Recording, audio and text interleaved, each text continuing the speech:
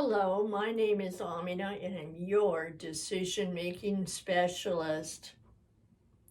I've noticed that with the COVID era in the stage that it is now, different in different states and in different cities, that companies are getting together and they're trying to figure out how much they want to stay with their employees remote. Maybe you're doing that with your company, and how many want to have some people come in, some people stay remote, maybe some people are switching back and forth a few days in the company home place, few days in their own home, back and forth, and how they're going to work this new COVID era in with what they used to do. Or are they? Some companies are going to stay 100% remote. Others, like I say, are doing partial in, partial not. And some people are deciding that they really prefer to be in the building, and other people totally want to stay remote. So I'm going to offer that you give some thought to your situation. And if you had your choice, how would you like to work your position? Would you like to go in a few days a week? Would you like to stay remote and only go in if absolutely necessary? Would you like to mainly be in and not work remote anymore?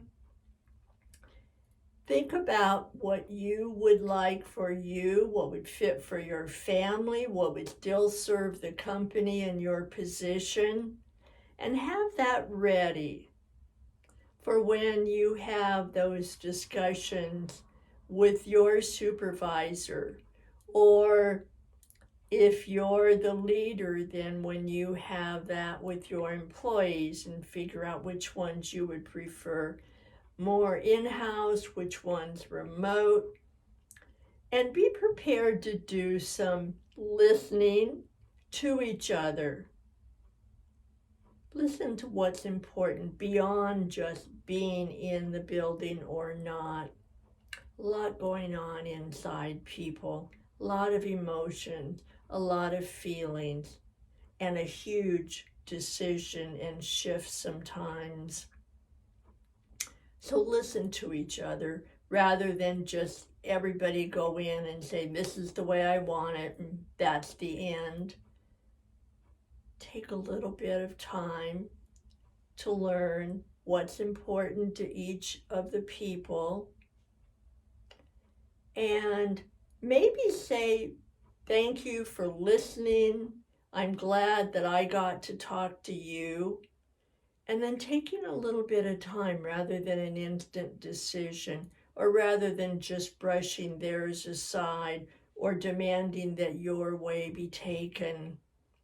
These are important. Maybe you would like to say, well, why don't we try this and see how it works for both of us?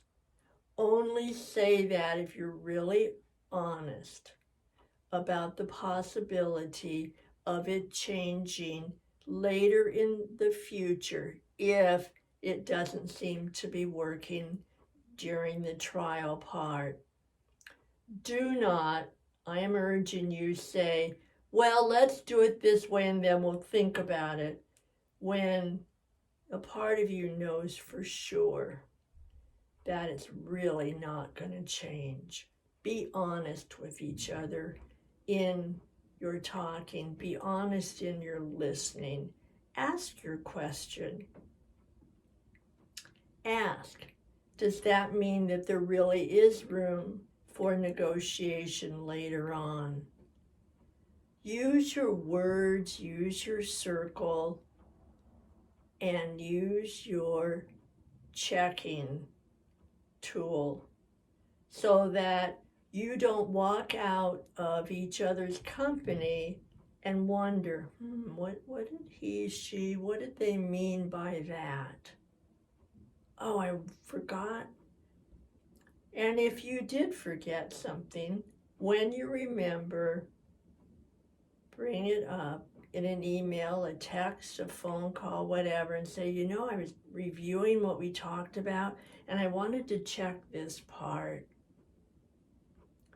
What you do and how you do it in your work position is very, very important. And check to be sure that you each understand the other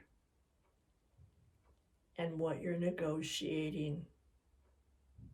Be prepared to make some shifts if it doesn't go exactly the way you want. And I hope that you will not just automatically say yes to anything and then walk away and resent it. Let this be the time that you have already stopped and slowed down during this era of COVID. Let it be a time to renegotiate for your future. All right. Thanks. Take care of yourself. Come back and bye for now.